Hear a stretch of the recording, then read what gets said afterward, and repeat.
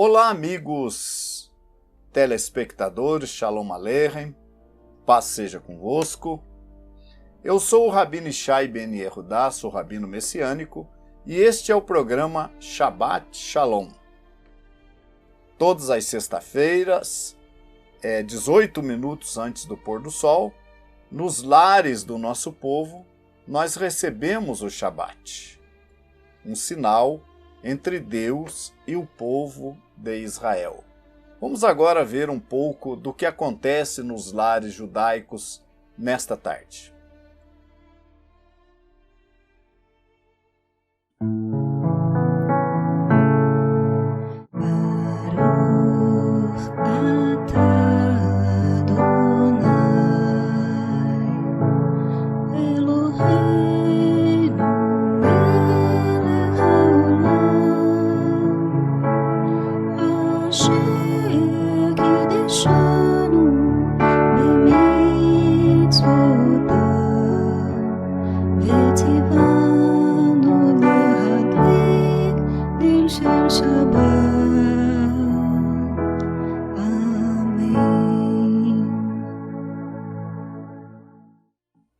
Continuando então o nosso programa, estaremos hoje estudando a Parashá de número 5, a porção da Torá que vai estudar a vida de Sara, Haye Sara. São 105 versículos que vão do capítulo 23, versículo 1 ao capítulo 25, versículo 18 do livro de Gênesis. Esse capítulo fala então da vida de Sara e aborda aqui a morte de Sara e aborda aqui que Sara tinha tinha 127 anos. É isto. Estes foram os anos da vida de Sara. E Sara então morre em Kiriat Arba, que é Hebron, na terra de Canaã. Abraão, então, procura um lugar para sepultar Sara e diz, é interessante nós notarmos que Abraão fala com os moradores da terra o seguinte, está no versículo 4. Estrangeiro e peregrino sou entre vós, dai-me a possessão de sepultura convosco, para que eu sepulte o meu morto de diante da minha face.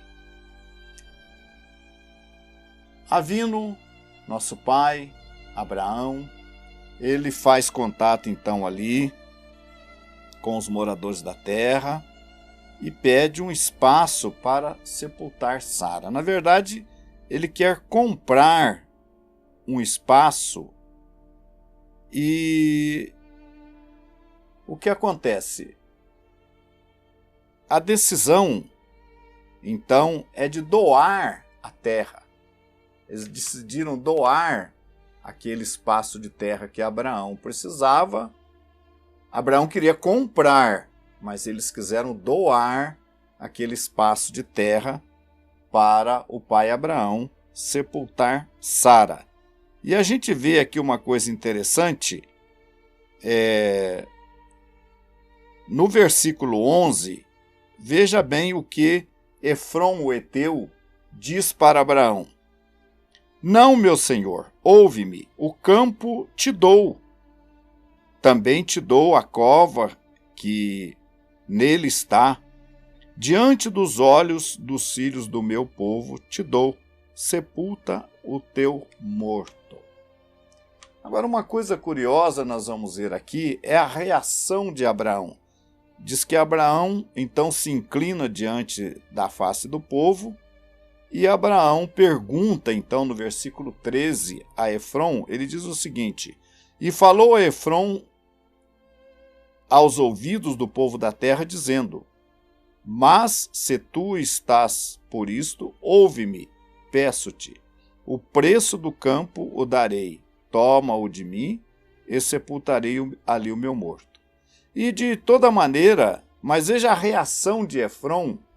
Olha a resposta que Efrom dá a Abraão no versículo 15.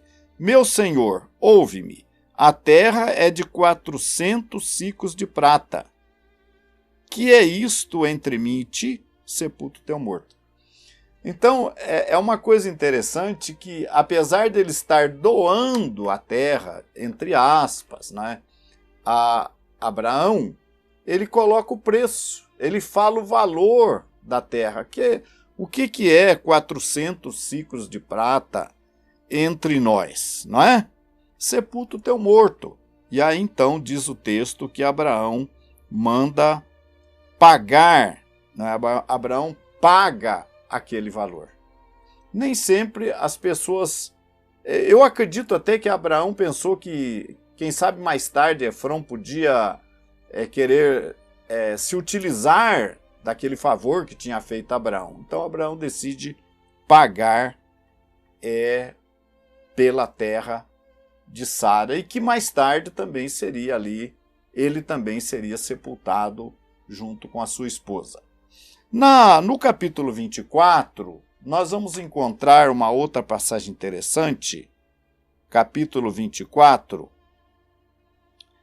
Eu vou ler com vocês o versículo de 1 a 3, que diz o seguinte: Era Abraão já velho e adiantado em idade, e o Senhor lhe havia abençoado a Abraão em tudo. E disse Abraão ao seu servo, o mais velho da casa, que tinha o governo sobre tudo que possuía: Põe agora a tua mão debaixo da minha coxa, para que eu te faça jurar pelo Senhor Deus dos céus e Deus da terra, que não tomarás para meu filho mulher das filhas dos cananeus, do meio dos quais eu habito. É interessante nós notarmos que Abraão queria casar o seu filho Isaque, já estava na hora dele se casar, mas Abraão faz uma exigência a Eliezer, o seu servo, que não permitisse o casamento do seu filho com uma cananeia. Por que isso? A gente vai encontrar nas cartas de Shaul HaShalir também, ele falando da união, desse tipo de união, da luz com as trevas, do justo com o injusto, e que isso não dá certo. Paulo já falava na sua carta, né? Já nos fala na sua carta. Mais especificamente, em se tratando de alguém do povo de Israel, havia o risco, o perigo da idolatria. Casar-se com uma das filhas da terra, com uma mulher estranha, estrangeira, que não fizesse parte do povo, só traria dificuldade para Isaque. E ele então faz com que Eliezer faça esse juramento. E ele continua no versículo 4: Mas que irás à minha terra e à minha parentela, e daí tomarás mulher para meu filho Isaque. E disse o servo: Porventura não quererá seguir minha mulher a esta terra? Farei, pois, tornar o teu filho à terra de onde saíste? E Abraão lhe disse: Guarda-te, não faças lá tornar meu filho. Então o Senhor, diz o 7, o Senhor Deus dos céus, que me tomou da casa de meu pai, da terra da minha parentela, e que me falou e que me jurou, dizendo: A tua semente darei esta terra, ele enviará o seu anjo adiante da tua face, para que tomes mulher de lá para meu filho. Então, não estava dentro dos planos de Abraão que Isaque se casasse com uma mulher que não fosse parte do povo. Para nós, isto é muito importante. Para a mulher judia sabe, e o homem judeu sabe também, quanto representa a mulher, quanto é que representa um casamento.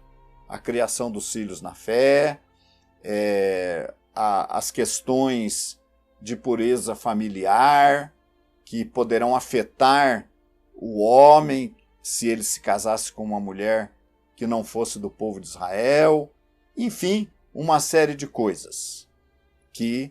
E principalmente o envolvimento com a idolatria. Então Deus preserva o seu povo. Nós vamos encontrar nesta passagem, então, a figura de Eliezer. Nós temos no nosso meio, na nossa cultura, a figura do casamenteiro, o Shadchan.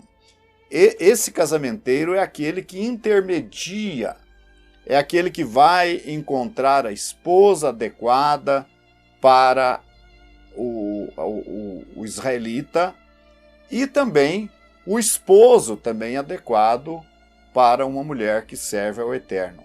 Então nós seguimos isto para que a família que resultar dessa união seja uma família que vai servir a Deus, né? É muito importante isso aí. E Paulo então vai falar dessa união complicada que é e que nós devemos nos guardar para que possamos realmente fazer a vontade de Deus como Ele quer que a gente faça. Nós temos depois, mais à frente, depois desse período, no capítulo 25, nós temos então aí, no capítulo 25, Abraão volta a se casar, né? Abraão se casa, toma uma mulher e o seu nome é Setura, e ele tem ali outros filhos, Zinram, Joxá, Madian, e Midian, e Gisbaque e Suá. Então Abraão tem uma outra família aí depois. Mas uma coisa interessante é que Abraão mantém a herança para o seu filho Isaque, né? Ele mantém a herança, sua herança, para o seu filho Isaque. Nós temos aqui no capítulo 25, o versículo 5, né? Porém, Abraão deu tudo o que tinha a Isaque. Então, meus amados, é muito importante como é que nosso pai Abraão, que foi escolhido para, a partir dele, surgir então a nação sacerdotal, que é Israel. Deus cria uma nação através do pai Abraão, através de Isaque, depois vem Jacó, não é? Deus cria então ali a nação de Israel como uma nação sacerdotal, porque as demais nações se recusaram em servir a Deus. Continue conosco, vamos um pouco da nossa adoração ao Deus de Israel.